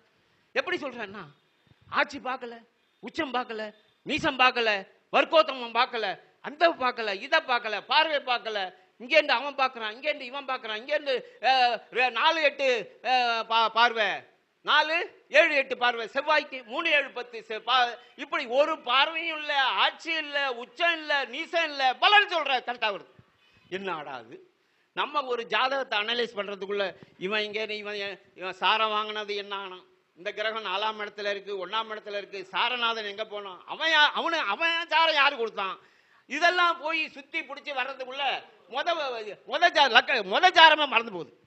முத ஒரு கிரகத்தை எடுக்கிறோம், லக்ன சாரத்தை எடுக்கிறோம். லக்ன சாரம் கொடுத்த எங்க போயிருக்கிறான் அதை பார்க்குறோம். அவனுக்கு யாரும் சாரம் கொடுத்தான்னு பார்க்குறோம். இப்படியே சுத்துறதுக்குள்ள புரிஞ்சு போகுது. இப்படிலாம் மண்டகாஞ்சி போன நேரத்தில் அதுக்கப்புறம் பகை, நீசம், உச்சம், நைசிரிக்கும், அது இதுன்னு 1000 ரூலு. இங்கே ஒரு ரூலுமே இல்லை, ஒரு ரூலுமே இல்லை. பலன் அட்டகாசமாக சொல்றாரு. இந்த ஜாதகம் கரெக்டா, இந்த பானுக்கு கல்யாணம் ஆகுமா? கல்யாணம் ஆகும். ஆகுமா? ஆகாதா? ஆகாது. 7ஆம் பாவம் ரெட்டைப்படை பாவம், லக்ன பாவம் ரெட்டைப்படை பாவம், தசாபுத்தி ரெட்டைப்படை பாவம், 6 உட்பட வச்சுக்கிட்டு தசை நடத்தது கல்யாணம் கிடையாதுயா. இப்ப என்னடா இது ஈஸியா இருக்க, இது ஈஸியா இருக்கன்னு போய் சரி உடனே நமக்கு ஒரு விஷயம் போகுதுன்னா நல்லா ஸ்பீடு இல்லை, அந்த ஸ்பீடு உடனே ஒரு ஃபோனு சாருக்கு அடிச்சு, சார் உங்க வீடியோ பார்த்தேன், ரொம்ப சிறப்பு. உங்கள்கிட்ட இருக்கிற புத்தகம் எத்தனை புத்தகம் எழுதியிருக்கிறீங்க? ஒரு இத்தனை புத்தகம் இருக்குது. உங்க சாஃப்ட்வேர் புத்தகத்தெல்லாம் உடனே அனுப்பி விடுங்க. இன்னும் என்ன பண்ணல, அவர் கிளாஸுக்கும் போகல, அவர்கிட்ட படிக்கல, எல்லாத்தையும் அனுப்பி விடுங்க. அடுத்த நாள் அனுப்பி விட்டாரு. எடுத்து போட்டு இன்ஸ்டால் பண்ணி ஜாதகமே பார்த்த ஆரம்பிச்சிட்டேன். அவரு மெத்தட்ல என்ன பண்ணல, இன்னும் குருநாதத்தை வகுப்புக்கே போகல, ஆனா ஜாதகம் பார்த்தா ஏன் அவ்வளவு ஈஸியா இருக்குது. இங்க நம்பர் தான் சார் பேசும். இந்த கேபி முறைன்னு சொல்லுவாங்க, உயர்கணித சாரஜோதிட முறையில் நம்பர் பேசும். அது எப்படி சார் நம்பர் பேசும்? நீங்க ஜோதிடம் பாக்குறீங்களா, நியூமராலஜி பாக்குறீங்களா? நம்பர் பேசுங்கிறீங்க, அப்புறம் ஜோதிடங்கிறீங்க. ஆமா சார், இங்க 12 கட்டம் இருக்கு இல்லைங்களா, அதான் சார் 12 நம்பர், அதுதான் பேசும். அது எப்படி பேசும்? அதாவது 12 கட்டத்தை ஒற்றைப்படை பாவம், இரட்டைப்படை பாவம். அதாவது மேஷம் ஒற்றைப்படையா, மிதுனம் ஒற்றைப்படையா, சிம்மம் ஒற்றைப்படையா, அடுத்தது 7ஆம் பாவம் துலாம் ஒற்றைப்படையா, 9ஆம் பாவம் தனுசு ஒற்றைப்படையா, அடுத்தது 11ஆம் பாவம் கும்பம் ஒற்றைப்படையா. இப்ப 6 ஒற்றைப்படை வந்துருச்சா? அப்ப ரெட்டைப்படை ரிஷபம், கடகம், கன்னி, அது மாதிரி விருச்சிகம், 10ஆம் பாவம் இது மகரம், அங்க 12ஆம் பாவம் ரெட்டைப்படை வந்துருச்சா? இந்த ஒற்றைப்படையும் ரெட்டைப்படையும் தான் நம்மள வாழ்க்கையை ஆட்டி படைக்குதுங்க தான் விஷயம். அது பேஸே அதான் சார். இது தெரிஞ்சா நீங்க ஜோதிடத்துல ஒரு கிரகம் ஆட்சி உச்ச நீசம் ஒண்ணு மண்ணாங்கட்டி வேணா ஜாதகம் சொல்லலாம். அது மாதிரி ஒரு சாப்ட்வேர் ரெடி பண்ணிட்டாரு அவரு. அப்ப என்ன ரூல்னா சார், இந்த ஒற்றைப்படைக்கும் ரெட்டைப்படைக்கும் எதிரெதிர் பாவங்கள். ஒற்றைப்படை ரெட்டைப்படையும் எதிரெதிர். ஒற்றைப்படை செயல்பட்டா ரெட்டைப்படை ஆஃப் ஆயிரும், ரெட்டைப்படை செயல்பட்டா ஒற்றைப்படையை ஆஃப் பண்ணிடும். புரியுதுங்களா சார்? ஒற்றைப்படை செயல்பட்டால் இரட்டைப்படை பாவங்கள் ஆஃப் ஆயிரும், இரட்டைப்படை பாவங்கள் செயல்பட்டால் ஒற்றைப்படை பாவங்கள் ஆஃப் ஆயிடும், ஒன்றுக்கு ஒன்று எதிர்க்கும். இதான் சார் மெயின் ரூல். இதை வச்சுக்கிட்டு நீங்க அடின்னு அடிக்க வேண்டியதான். அப்ப நம்முடைய வாழ்க்கை என்பது அகமும் புறமுமாக இருக்கிறது. அகம் என்றால் பொருள் சாராத அனைத்து விஷயங்களும் அகம். பொருள் சாராத அனைத்து விஷயங்களும் அகம், பொருள் சார்ந்த அனைத்து விஷயங்களும் புறம். இதுதான் நம்ம வாழ்க்கை. அப்ப நமக்கு என்ன வேணும்? அகமும் வேணும், புறமும் வேணும். ரெண்டும் ஒரே நேரத்தில் கிடைக்குமா? கண்டிப்பா கிடைக்காது. புரியுதுங்களா? அப்ப ஒற்றைப்படை பாவங்கள் அகம் சார்ந்த விஷயங்கள். அப்ப ஒரு குழந்தை பிறந்து ஒரு 15 வயசு வரைக்கும் நல்ல ஒற்றைப்படை பாவங்கள் தசாபுத்தி நடத்தினால் அதுலதான் கல்வி இருக்குது, உடல்நிலை நல்லா இருக்குது, எல்லாமே நல்லா இருக்கும். அப்ப சிறப்பா 10வது வரைக்கும் நல்லா படிப்பான், ஈஸியா சொல்லிடலாம். புரியுதுங்களா?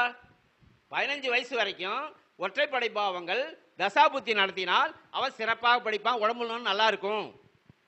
அது ஸ்கூல் கூட மாறியதுக்கு வாய்ப்பு இருக்கு. 3ஆம் பாவம் மாத்தி கீத்தி விடும், 3, 9 அதெல்லாம் இருக்கட்டும், நல்லா படிப்பான், அதை எடுத்துக்கலாம். அதனால படிக்க மாட்டான், படிப்பு கட்டாயிரும். இரட்டைப்படை பாவங்கள்லாம் படிக்க மாட்டான்.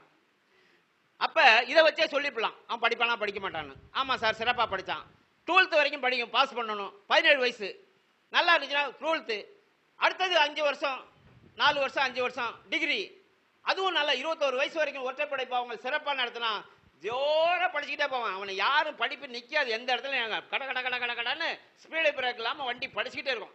சூப்பர் அப்படின்லாம். இது படிப்பை சொல்றதுக்கு இது ஏதாவது கஷ்டப்பட்டனா?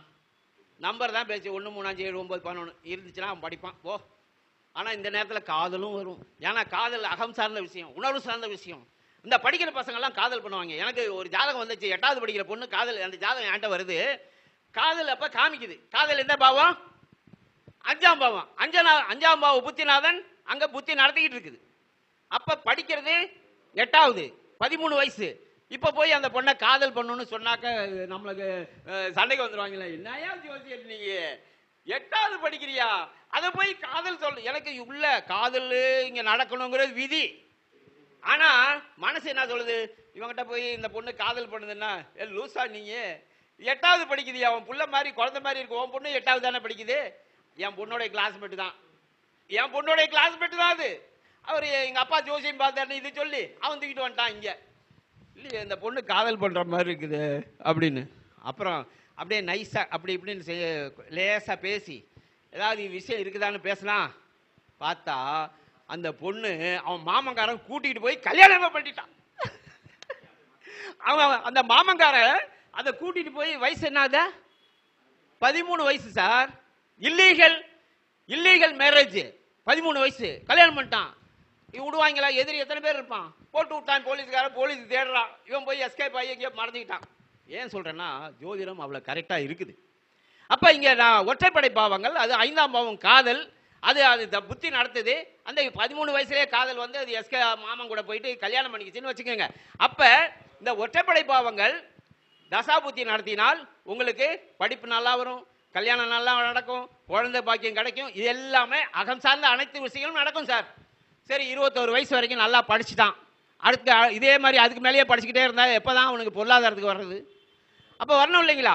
அப்ப இந்த 21 வயசுக்கு மேல அவனுக்கு இரட்டைப்படை பாவங்கள் தசா புத்தி நடத்த வேண்டும். 21 வயசுக்கு மேல 21 23 24 வந்துடணும். ஏன்னா அப்ப சம்பாதிக்க ஆரம்பிச்சிடணும் அவன். அந்த நேரத்தில் அவனுக்கு இரட்டைப்படை பாவங்கள் வந்தால் அவனுக்கு வேலை கிடைச்சிடும். நான் சில பேருக்கு எத்தனையோ ஜாதகங்கள் பார்த்துருக்கேன்.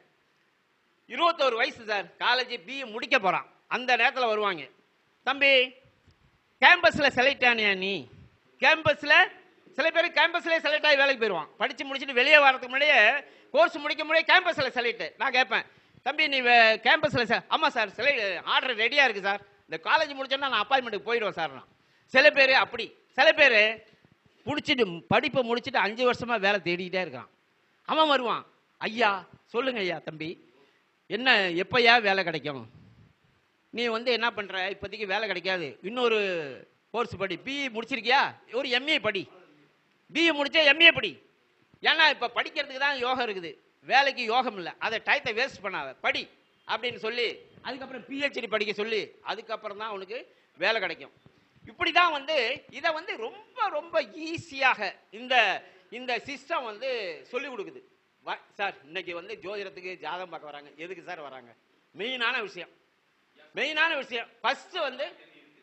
ஃபர்ஸ்ட் மெயினான விஷயம் திருமணத்துக்காக தான் வருவாங்க. ஃபர்ஸ்ட் பொண்ணுக்கு திருமணம் சார், பையன் வேலைக்கு போயிட்டான் சார், பையனுக்கு கல்யாணம் பண்ணணும், பொண்ணுக்கு கல்யாணம் பண்ணணும், கல்யாணத்துக்கு வராங்க. பார்த்தா அடுத்த நிமிஷம் நம்ம அதுவும் சாஃப்ட்வேர் ரொம்ப சூப்பரான சாஃப்ட்வேர், மார்க் போட்டோம்னா 200க்கு மார்க், +2ல மார்க் 200க்கு முன்னாடி போடுவாங்கல்ல, அது மாதிரி மார்க் போடும் நம்ம சாஃப்ட்வேர். அதாவது ஒரு 100க்கு மேல மார்க்னு வச்சுங்களேன், 50 மார்க் வாங்கிட்டானா, 200க்கு 100ன்னா 50 மார்க் வாங்கிட்டான், கண்டிப்பா கல்யாணம் உண்டு. First point. எப்போ கல்யாணம் நடக்கும்? தசாபுத்தியை பார்த்து சொல்லிடலாம். இப்ப இந்த 100க்கு கீழே இறங்க இது இறங்க வயசு ஏறிக்கிட்டு போகும், மார்க் இறங்க ஏறிக்கிட்டு போகும். சில நேரத்தில் மார்க் ரொம்ப இறங்கிடுது, 200க்கு 50 மார்க் வாங்குறான். அப்ப 100க்கு எவ்வளவு? 25 மார்க். 50 வயசுக்கு வேணாலும் கல்யாணம் நடக்காது. கல்யாணம் இல்லைன்னே சொல்லலாம், அவனுக்கு மனசு நோந்துடும், கொஞ்சம் வெயிட் பண்ணி தாப்பா, லேட் மேரேஜ்ப்பா அப்படின்னா சொல்லணும். இப்படி இந்த சாஃப்ட்வேர் அந்த அளவுக்கு இருக்கு. அதாவது நம்ம எதை வச்சு பலன் சொல்றோம் உங்களுக்கு தெரியும், கிரகங்கள், கட்டங்கள், கிரகங்கள், இதான் சார் பலன் சொல்றோம். கட்டம் என்பது என்ன? கட்டத்துக்கும் கிரகத்துக்கும் என்னன்னு புரிஞ்சுக்கணும். கட்டம் என்பது நம்ம வாங்கி வந்த விரம். நம்ம சூரியனார் சுந்தரராஜன் தான் சொல்லுவார், ஆசிரியர். அவர் என்ன சொல்லுவார்னா, நம்ம பிறக்கும் போது இந்த வானமண்டலத்தில் ஒரு போட்டோ எடுத்தா எப்படி இருக்கும், அதான் உங்க ஜாதகம் பாரு. வானமண்டலத்தை ஒரு போட்டோ எடுத்தா எந்த கிரகம் எங்கெங்க இருக்கோ அதுதான் உங்க ஜாதகம் பாரு, அதான உண்மை. அப்ப இந்த கட்டம் என்பது நாம் வாங்கி வந்த வரம். இந்த உலகத்தில் நாம் எதை அனுபவிப்பதற்காக வந்திருக்கிறோம் என்பதை சொல்லுவது இந்த 12 கட்டம். சரி சார், எப்படி அனுபவிக்க போறீங்க, எப்ப அனுபவிக்க போறீங்க? வாங்கியாச்சு, வரம் வாங்கிட்டு வந்துட்டோம், அனுபவிக்க எப்ப சார் அனுபவிக்க போறீங்க, எப்ப சார் அது கிடைக்கும், அதை சொல்றது தான் தசாபுத்தி, அதுதான் கிரகங்கள். அப்ப கட்டம்னா என்னன்னு புரிஞ்சுக்கணும், தசா புத்தினா என்ன புரிக்கணும்.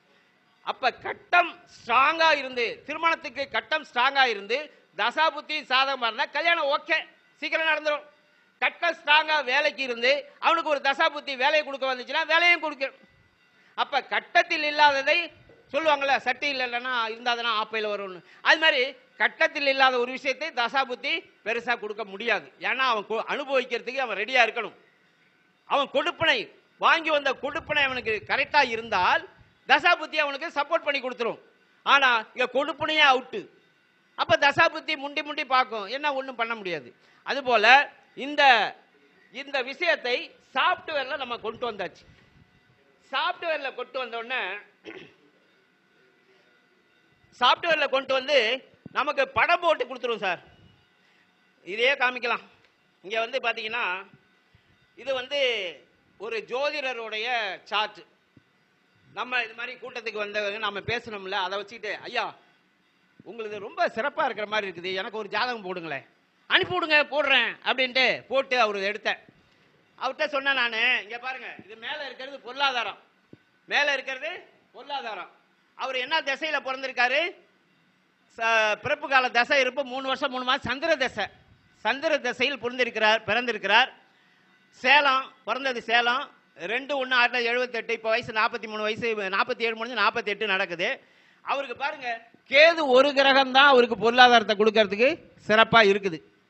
அப்ப சந்திர தசையில பிறந்து அடுத்தது என்ன, சூரிய தசை. சூரிய தசை எங்க இருக்குது, சந்திர தசைக்கு அப்புறம் சாரி அதுதான் வேணும். அதிகாரிகள் அதுக்கு தானே வேணும், எங்க தப்பு பண்ணாங்கன்னு கண்டுபிடிக்க தானே அதிகாரி உட்கார வச்சிருக்கோம். தாசில்தார கரெக்டா பிடிச்சிட்டாரு பாருங்க. சந்திர தசைக்கு அப்புறம் செவ்வாய் தசை. செவ்வாய் எவ்வளவு இருக்கு, 45%. அப்ப 7 3 10, அது வரைக்கும் சம்பாதிக்க போறது கிடையாது. அப்புறம் அடுத்தது ராகு தசை 18 வருஷம், அதுவும் 41 வருஷம். அப்ப 18 ஒரு 10 28, 18 10 28 வயசு வரைக்கும் அவருக்கு ஒன்றும் சம்பாதிக்கிறதுக்கு வயசு இல்லை, வாய்ப்பு இல்லை. சரி, அடுத்தது வந்து குரு தசை 50% இருக்குது. குரு தசை 50, அது ஒரு 16, 28 16 44 வயசு வரைக்குமே பொருளாதாரத்தில் முண்டி முண்டி பார்க்குறாரு, ஒன்றும் கதை நடக்கலை. அதுக்கப்புறம் சனி தசை, அதுவும் 50%. இப்போ என்ன தசை நடக்குது, சனி தசை தான் நடக்குது. அவர்கிட்ட கேட்டேன், ஐயா நீங்கள் 48 வயசா நடக்குது, இதுவரையில் பொருளாதாரம் நீங்கள் நினைத்த இடத்துக்கு உங்களால் செல்ல முடியவில்லை, இழுக்குதுக்க புட்டுச்சுக்கன்னு போயிட்டு இருக்கீங்க அப்படின்னு. ஜோசியருக்கு ஜோசியம் பார்க்குறோம் சார், இது பார்த்தீங்கன்னா ஜோதிடருக்கு ஜோசியம் பார்க்குறோம். அப்ப அவர் என்ன சொல்றாரு சார், நான் ஜாதகம் தேதி 2/1/1978, பிறந்த நேரம் 6:58 செகண்ட் போட்டிருக்கேன் நான். சேலம் போனி பிஎம் சார், சேலம் பிறந்தது. இதுவரையில் பொருளாதாரத்திற்கு நான் வந்து தட்டுமாறிக்கிட்டு இருக்கேன் ஒழிய என்னால பெருசா ஒன்றும் அச்சீவ் பண்ண முடியல. இந்த திசை எனக்கு என்ன சார் பண்ணும், அடுத்த கேள்வி. 50% தான் சார் வச்சிருக்கு, 50% அந்த தசையும். சனி எவ்வளவு பர்சன்ட் வச்சிருக்கு, 50 தான் வச்சிருக்கு. அப்ப இதுவும் இந்த சனி தசை முடிகிற வரைக்குமே நீங்க இதே மாதிரி தான் போகும், ஒன்றும் பெருசா வாய்ப்பு இல்லை. ஆனால் இப்ப வந்து அவருக்கு சனி திசையில புதன் புத்தி நடக்குது. புதன் புத்தி வந்து புதன் கொஞ்சம் 60% இருக்கிறதால இப்போ கொஞ்சம் உங்களுக்கு கொஞ்சம் வருமானம் வரும் சார். ஆமாம் சார், இப்போ ஆஃபீஸ் போட்டேன் சார், கொஞ்சம் பரவாயில்ல சார், கொஞ்சம் நல்லா போயிட்டு இருக்கு அப்படின்னாரு. அடுத்த தசை அது பார்த்தீங்கன்னா 10 28 28 16 44 44 53 வயசு வரைக்கும் சனி தசை. அதுக்கப்புறம் புதன் தசை வரும்போது 60%. புதன் 53 என்னாச்சு 60 70,000. 70 வயசுக்கு மேலே கேது வரும், 70 வயசுக்கு மேலே கேது பொருளாதாரத்தை ஒன்று அவுட், அவ்வளோதான். இதான். அப்போ படிச்சாரா இவர் ஒழுங்கா? அடுத்தது படிப்பு ஒன்று இருக்குல்ல, படிப்புக்கு எப்படி இருக்கு, இவர் சந்திர தசையில் பிறந்தாரு, அது விடுங்க. செவ்வாய் தசையை விட்டுருங்க, 10 வயசு வரைக்கும் 5வது தான் விட்டுருங்க. செவ்வாய் ராகு தசை 42%. படிக்க கொடுக்குமா, படிப்பும் கொடுக்கல, சரியா படிக்கல, தட்டு மாதிரி 10வது முடிச்சு அதுக்கப்புறம் தொழில் கல்விக்கு போய் டிப்ளமா படிக்கலான்னு படிச்சு அதை தட்டு மாதிரி பண்ணா இன்னை வரைக்கும் தடுமாறிக்கிட்டு இருக்காரு. அதுக்கப்புறம் பார்த்தீங்கன்னா படிப்பை முடிச்சுவிட்டு 28 வயசுல படிப்பு எல்லாம் அதுக்கு மேலே போய் எங்கே படிக்கிறது, ஏதாவது தொழில் செய்வோன்னு ஏதோ பண்ணிக்கிட்டு இப்போ சின்ன வேலை பார்த்துக்கிட்டு இப்போ ஜோதிடத்துக்குள்ளே வந்திருக்கிறாரு, ஏதோ பண்ணிக்கிட்டு இருக்காரு. இப்படி ஒரு ஜாதகத்தை எடுத்தோம்னா நீங்கள் போட்டு இதில் நான் வந்து பார்த்தீங்கன்னா ஆட்சி பார்த்தனா, உச்சம் பார்த்தனா, நீச்சம் பார்த்தனா, இந்த கிரகம் இங்கே பார்க்குது, அந்த கிரகம் இங்கே பார்க்க ஒரு கண்ணும் பார்க்கல. கல்யாண தேதியை கரெக்டாக சொல்லிடலாம் சார், ஒன்றும் இல்லை. கல்யாண தேதிக்கு என்ன ரூல் தெரியுங்களா? தசா ஒற்றைப்படை பாவங்கள் தசா நடத்துது, அதுக்கு தகுந்த மாதிரி ஒற்றைப்படை பாவங்கள் புத்தி நடத்துது, கல்யாணம் நடத்தணும். புரியுதுங்களா? அவனுக்கு கொடுப்பனையும் இருக்கணும். லக்ன பாவம் கொஞ்சம் சப்போர்ட் பண்ணணும். கல்யாணம் விரும்பணும் இல்லாம லக்ன பாவம் விரும்பாம கல்யாணம் நடக்குமா? அவன் கல்யாணத்துக்கு அவனுக்கு ஆசை இருக்கணும். அவன் சுக்கிரன் கெட்டு போய் லக்ன பாவம் கெட்டு போய் ஏழாங்காயம் கெட்டு போச்சுன்னா அவன் ஆசை இல்லாம அவன் ஒரு மரம் காசு காசுன்னு அலைவான். சில பேருக்கு நான் ஜாதகம் கேட்பேன், ஏம்மா இவன் வந்து இப்போதைக்கு கல்யாணத்துக்கு ஒத்துக்க மாட்டானே.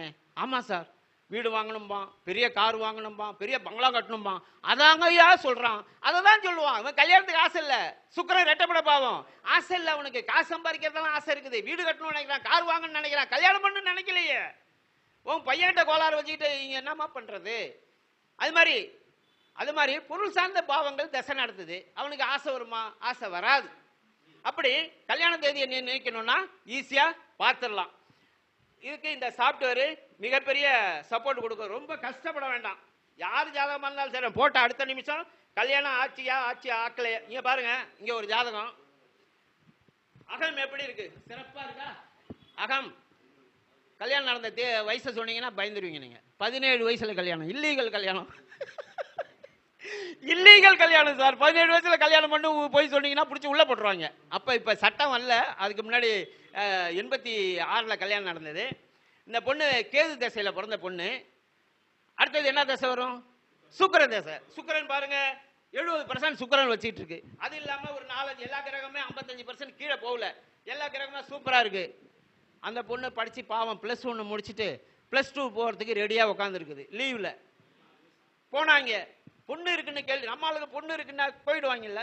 போய் பொண்ணு கேட்டாங்க. ஐயா படிச்சுக்கிட்டு இருக்கு. அட படிக்கட்டுங்க, யாரு வேணான்னா. 17 வயசு ஆயிடுச்சுல்ல. 17 வயசு தாங்க ஆகுது. பரவாயில்லங்க 17. அப்ப நம்ம முன்னோர்கள்லாம் 13 வயசுலாம் கல்யாணம் பண்ணிருக்காங்களே. 10 வயசுல 13 வயசுலாம் வயசு வரதுக்கு முன்னாடி கல்யாணம் பண்ணுவாங்க. முடிச்சிடும். அப்ப 17 வயசு ஆயிடுச்சுங்க. என்னங்க நீங்க அப்படின்னா, மாப்பிள்ளைங்க என்ன பண்றாங்க? மாப்பிள்ளை வந்துங்க கவர்மெண்ட் உத்தியோகங்க, சென்ட்ரல் கவர்மெண்ட்டுங்க, நல்ல பர்மனெண்ட் வேலைங்க, 60 வயசு வரைக்கும் வேலையை அசைக்க முடியாதுங்க அப்படின்னா ஆசை வருமா? வர பொண்ணு வீட்டுக்காரனுக்கு. பார்த்தேன், நம்ம போய் தேடி வருது மாப்பிள்ளை. நம்ம தேடினாலும் இந்த மாப்பிள்ளை கிடைக்காது. தேடி வருது. 17 வயசுல அடிச்சாங்க, முடிச்சாங்க, கல்யாணம் முடிஞ்சு போச்சு. எத்தனை வயசுல? 17. இங்க ஆட்சி பார்க்கல, உச்சம் பார்க்கல, நீசம் பார்க்கல. இங்க இந்த கோடு, இந்த கிரகங்கள் பேசுது. இந்த இதெல்லாம் இதான் கிரகம். 9 கிரகம் பேசுது. கல்யாணம் ஆச்சு, குழந்தை குட்டியாச்சு, எல்லாருக்கும் கல்யாணம் ஆச்சு, 40 வருஷம் ஆச்சு. இன்னைக்கு லைஃப் ஓடிக்கிட்டு இருக்கு. யாருன்னா என் பொண்டாட்டி.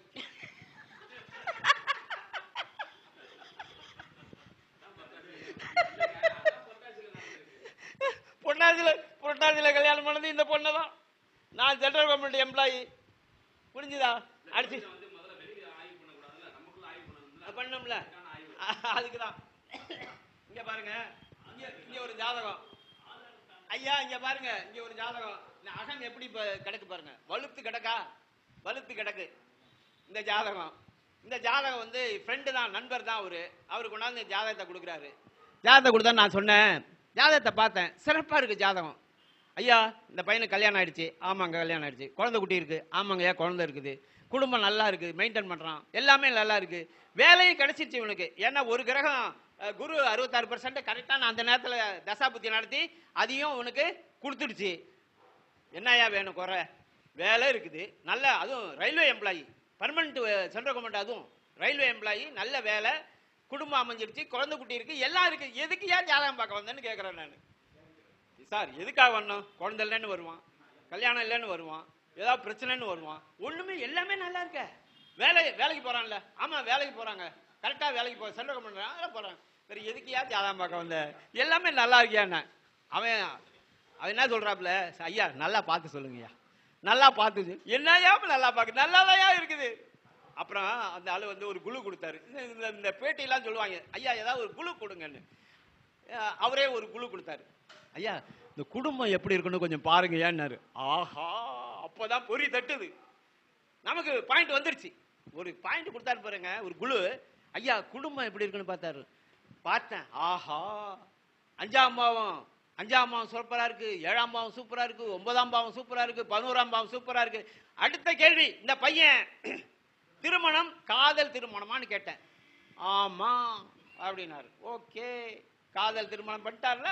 அப்ப 7ஆம் பாவம் நல்லா இருக்கல்ல, 5ஆம் பாவம் ஓகே ஆயிடுச்சு, 7ஆம் பாவம். இப்ப இந்த பையன் ஒரு செட்டப்ல இருக்கிறான். மனைவியை விட்டுட்டு, மனைவி விட்டுட்டு இல்ல, மனைவியோட இருந்துகிட்டே ஒரு செட்டப்ல இருக்கான் அப்படின்னா, ஆமாங்க ஐயா.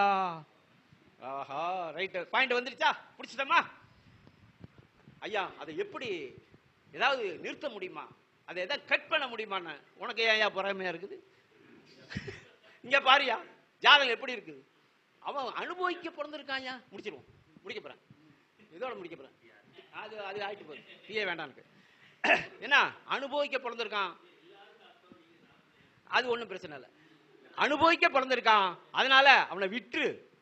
ஐயா இதனால ஏதாவது பிரச்சனை வருமா? ஒண்ணும் இல்லை, இவனுக்கு இவனை தடுக்க ஆளே இல்லை.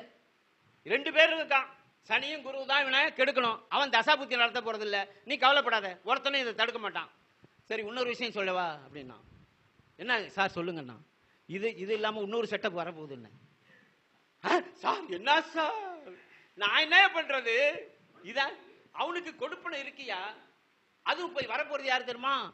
வரப்போறது ஆங்கில இந்தியன் வரப்போகுது, ஃபாரின் கேர்ள் வரப்போகுது. ஏன்னா ரயில்வேல வந்து ஆங்கில இந்தியன் நிறைய. அது ஆங்கிலனா அது சூப்பரான ஒரு பொண்ணு. ஐயா இதுக்கே எனக்கு மனசு நொந்து போய் கஷ்டப்படுறேன். நானும் இந்த என் மருமகிட்ட கொஞ்சம் கொஞ்சம் போட்டு பார்க்குறேன். ஏம்மா அவன் ஒழுங்கா இந்த நேரத்துக்கு வரமாட்டான், போக மாட்டான், நீ ஒன்றும் கேட்கறதில்ல அப்படின்னு. அது வந்து அவரெல்லாம் என்கிட்ட பேசிட்டாரு மாமா. சாயந்தரம் ஃபோன் பண்ணாரு, என்ன பசங்கள்லாம் வந்துருச்சா, என்ன நீ காப்பி சாப்பிட்டியா, அதெல்லாம் நல்லா கேட்குற, அதெல்லாம் அவரெல்லாம் ஒன்றும் பிரச்சனை இல்லைம்மா, வந்துடுவார் மாமா. தொழிற்சங்க வேலையா வெளியில போயிருக்காரு மாமா.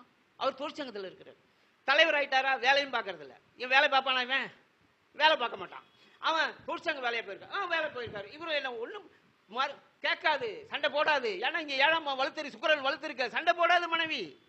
அப்ப ஜாதகம் பேசுது, சாப்ட்வேர் பேசுது. அப்ப இதுல எடுக்கிறதுக்கு எனக்கு என்ன கஷ்டம் வந்தது? நான் என்ன நினைச்சேன், நல்ல ஜாதகமா இருக்கு, குடும்பம் நல்லா இருக்கு, வேலை நல்லா இருக்குன்னு நினைச்சா பிரச்சனை வேற எங்கேயோ போகுது. அளவுக்கு மிஞ்ச நாள் அமிர்தம் நஞ்சுன்ட்டு இவன் கொண்டாட்டியை விட்டுட்டு ஒன்று தாவிட்டு இருக்கான். மலருக்கு பூச்சி தாண்டுற மாதிரி தாண்டிக்கிட்டு இருக்கான். இப்படி எல்லாத்தையுமே வந்து சார் அருமையா வந்து இங்க பாருங்க, இந்த ஜாதகம் பாருங்க, இது அகம், இது புறம் தான் கொடுப்பன. 12 கட்டத்தை கொடுத்தாச்சு. இந்த பொண்ணு, இந்த அம்மா ஜாதகம் பார்க்க வந்துச்சு. எப்ப சார் கல்யாணம் ஆச்சு? அம்மா நாளைக்கு வைக்கிறியா அந்த பொண்ணு கல்யாணம் அப்படின்னு. சார் என்ன சார் பொண்ணு நல்லா படிச்சுக்கிட்டு இருக்காமா? ஆமா படிக்குது, எம்எஸ்சி படிச்சுக்கிட்டு இருக்கு, நல்லா படிக்குது, இப்போ முடிக்க போகுது. அதான் எம்எஸ்சி முடிக்க போகுது சார், கல்யாணத்துக்கு ஏற்பாடு பண்ணலாமா கேட்க வந்தேன். ஏம்மா இந்த பொண்ணுக்கெல்லாம் மாப்பிள்ளையெல்லாம் பார்க்க வேணாம், நாளைக்கு வைக்கிறியா கல்யாணம், இந்த ஜாதகம் ஓகே, அந்த அளவுக்கு சிறப்பா இருக்கு. என்ன சார் எப்ப கல்யாணம் வந்தா இப்படி சொன்னா நான் என்ன சார் கேட்கறது? ஏம்மா நீங்க கல்யாணத்தை பத்தி பேசாதீங்க, சொல்லிட்டான்ல கல்யாணம், வீட்டுக்கு போங்க, மாப்பிள்ளை வந்தாலும் வரும்னு. என்ன சார் அதுக்கு திருப்தி இல்லாம போகுது, இன்னும் இவர்கிட்ட ஜாதகம் பார்க்க வந்தா இப்படி சொல்றாருன்ட்டு. ஒரு வாரம் கழிச்சு வந்துச்சு அந்த அம்மா, சிரிச்சுக்கிட்டே வருது, ஆபீஸ்ல நுழையும் சிரிச்சுக்கிட்டே வருது. ஏம்மா வாங்கம்மா, என்னம்மா அப்படின்னு. சார் நீங்க அன்னைக்கு சொன்னீங்களா, நான் கூட என்னமோ சொல்றாரு, என்னடா இப்படி சொல்றாருன்ட்டு போனேன். சார் ஒரு 10 பேர் வந்தாங்க சொந்தக்காரங்க, வந்து வீட்டுல உட்காந்து ஏன் பொண்ணு இன்னும் முடிக்கலையாங்கிற, பொண்ணு முடிச்சாருன்னா முடிக்கலன்னா முடிக்க போகுது இல்ல, வாங்க நிச்சயம் பண்ணினாலும் வந்து நிச்சயம் பண்ணிட்டு போயிட்டாங்க, டேட்டை பிக்ஸ் பண்ணிட்டாங்க, முடிஞ்சு போச்சா? ஏன்னா இவ்வளவு ரூட் கிளியரா இருக்குல்ல, எங்க ஸ்பீடு பிரேக்கர்ல தடங்கள் இல்ல, தாமதம் இல்ல, ஆயிடுச்சு, ரைட்டு, புரியுங்களா? இங்க பாருங்க, இது ஒரு ஜாதகம், இதோட முடிச்சுப்பட இதை முடிக்க போறேன். இங்க பாருங்க, ஒரு யோக ஜாதகம். இது ஒரு சாதாரண நிலையில் பிறந்து ஒரு விவசாய குடும்பத்தில் பிறந்து இன்னைக்கு கோடீஸ்வரனா இருக்கான். இது முக்கியமா இல்லையா? முக்கியமா இல்லையா? அப்ப இந்த ஜாதகம் 16/4/1956 பிறந்தது. 16/4/1956 9/1 AM சிதம்பரத்தில் பிறந்த ஜாதகம், ஒரு விவசாய குடும்பத்தில் பிறந்த ஒரு ஜாதகம். அப்ப 16/4/1956 9/1 சிதம்பரம் பிறந்தது. பிறந்த கால திசை 15 வருஷம் 2 மாசம் 24 ராகு திசையில பிறந்திருக்காரு. ஏஎம் ராகு திசையில பிறந்திருக்காரு. அப்ப ராகு திசை 100% பொருளாதாரம் வச்சிருக்கு. இந்த பையன் பிறந்த உடனே அந்த விவசாய குடும்பம் அப்படியே சும்மா ஜகன்னு மேல ஏறுறான். ஏன்னா அதிர்ஷ்டகாலம் பிறந்துட்டாங்க, 100% வச்சிருக்கான், நல்ல குடும்ப வளர்ச்சி. இந்த பையன் இரட்டைப்படை பாவங்கள் தசை நடத்தது புரிஞ்சுக்கணும். அப்ப என்னன்னா படிக்க கூடாதுல்ல, ஆனா படிக்கிறான். எப்படி? அங்க 8/12 இல்ல 2010 போட்டியில நல்லா ஜெயிச்சு வர்றான். நல்லா படிக்கிறான். ராகு தசை எத்தனை வருஷம்? 15 வருஷம் முடிஞ்சு போச்சு. அடுத்தது குரு தசை. குரு தசை எவ்வளவு? 92%. குரு தசை 31 வயசு. 31 வயசுக்குள்ள டிப்ளமா முடிச்சுட்டு கொஞ்சம் படிப்பு அப்படி தானே இருக்கும். 11வது அப்போ 11th SLC முடிச்சுட்டு டிப்ளமா முடிச்சு கம்பெனிக்கு, பெரிய ஒரு மத்திய அரசாங்க கம்பெனிக்கு வேலைக்கு போயிட்டார். சூப்பர்வைசராக போனார். அப்போ 31 வயசு வரைக்கும் பொருளாதாரம் ஏறுது. அடுத்து வந்த தசை சனி 75%. பொருளாதாரம் கீழே வருமா மேலே போகுமா? அதுக்கு ஒரு 19 வருஷம். என்னாச்சு? 31 19 50 60 31 10 60 வயசு ஆயிடுச்சா? 50 வயசு. 31 50 50 வயசு வரைக்கும் ஏறிக்கிட்டே போகுது பொருளாதாரம். அடிச்சு வெளுத்தாரா? வெளுத்துட்டா. அடுத்தது புதன் தசை 100%. அப்ப டிப்ளமோ முடிச்சுட்டு அவர் அந்த காலகட்டத்தில் பிஏ முடிக்கிறாரு. பிஏ முடிச்ச உடனே அதிகாரி ஆயிட்டாரு. அவரு கம்பெனியுடைய ஜிஎம். 50 17 புதன் எவ்வளவு? 17 67 வயசு வரைக்கும். சார் பார்த்து 60 வயசு ரிட்டைர்மெண்ட். இவர் ஒரு சிவில் இன்ஜினியர். ஜிஎம் கம்பெனியுடைய ஜிஎம்மா மாறுறாரு. 60 வயசு ரிட்டர்ன். 67 வயசு வரைக்கும் சம்பாதிக்கணும் யோகம். 60 வயசுல ரிட்டைர்மெண்ட் கொடுத்துட்டான். ஆனால் வீட்டில் உட்காந்துட்டும் சம்பாதிக்கிறார். எப்படி? அவர் ஒரு சிவில் இன்ஜினியர். டிராயிங் பிளான் போடுவாங்கல்ல, டிராயிங், அவரை விடமாட்டாங்க. ரிட்டையர்ட் ஆனதுக்கு அப்புறம் வீட்டில் உட்காந்து சார் டிராயிங் போட்டு கொடுங்க, சார் டிராயிங் போனா டிராயிங் போட்டு சம்பாதிச்சுக்கிட்டு இருந்தார். இப்போ சாதாரண ஒரு மனிதனை, சாதாரண விவசாய குலத்தில் ஒரு மனிதனை இந்த கிரகங்கள் எங்கே போயிட்டு வச்சு கண்டினியூஸ் சார். ராகு தசை, குரு தசை, சனி தசை, புதன் தசை எல்லாமே கண்டினியூவா. இதுல 1000ல் 1 தான் அமையும். சில பேர் ஒன்று ஏற்றும், ஒன்று கீழே இறக்கி விட்டுரும், ஒன்று ஏற்றும், ஒன்று கீழே பிடிங்கி விட்டுரும். இது இப்படி இல்லை, கண்டினியூஸ் ஏற்றி அவனை கோடீஸ்வரன் ஆக்கி உட்காந்துருக்கு. ஆனால் இங்கே ஒரு விஷயம் புரிந்து கொள்ள வேண்டும். புறம் வலுத்தால் அகம் அடி வாங்கணும்ல, வாங்கிதானே தீரும். இவர் அகம் அடி வாங்கியது குழந்தை பாக்கியம் இல்லாமல் படாத அவசப்பட்டு, அதாவது படாவசப்பட்டு செயற்கை கருத்தறுப்பு முறையில் ஒரு குழந்தை ஈண்டெடுத்தாங்க. அவங்க யார் தெரியுங்களா? கமலான்னு சொல்லிட்டு ஜெமினி கணேசன் பொண்ணு டாக்டரா இருந்தாங்க. அவங்க தான் ஃபர்ஸ்ட் பார்த்தீங்கன்னா இந்த செயற்கை இதுக்கு போனாங்க. அவங்கள்ட்ட ட்ரீட்மெண்ட் பண்ணி ஒரே ஒரு ஒத்த குழந்தை கிடைச்சது இவங்களுக்கு. ரைட்டுங்களா? அப்ப இவ்வளவு கிளியராக ஜோதிடம் பார்க்க முடியும் இந்த துறையில்ங்கிறத நான் சொல்லிக்கிறேன். இப்ப நான் முடிச்சுக்கிறேன் சார்.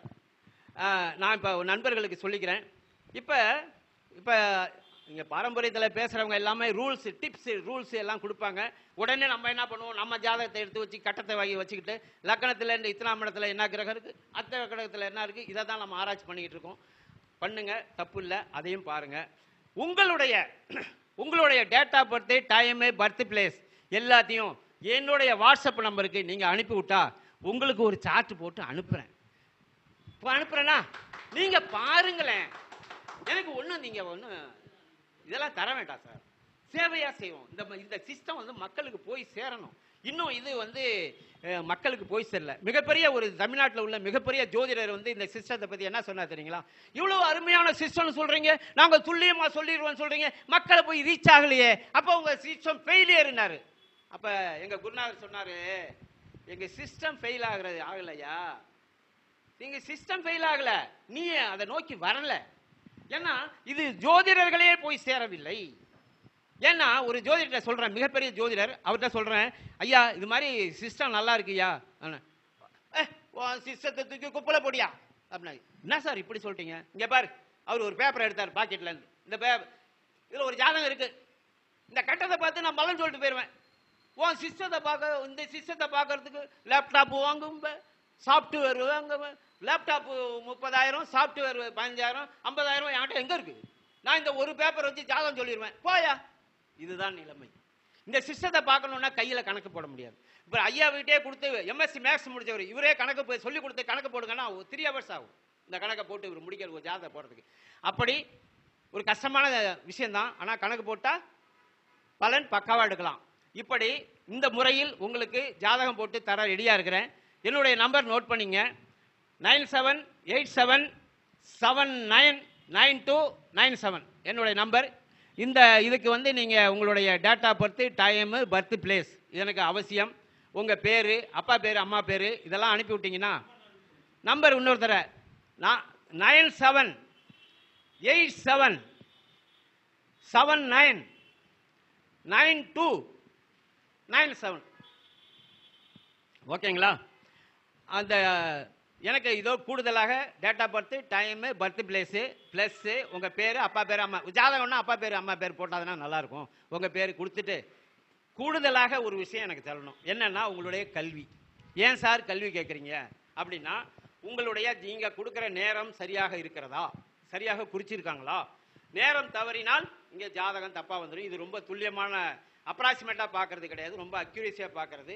அதனால் உங்களுடைய நேரம் எனக்கு சரியாக இருக்குன்னு செக் பண்ணுறது எதை வச்சுன்னா கல்வியை வச்சு தான் நான் செக் பண்ணுவேன்.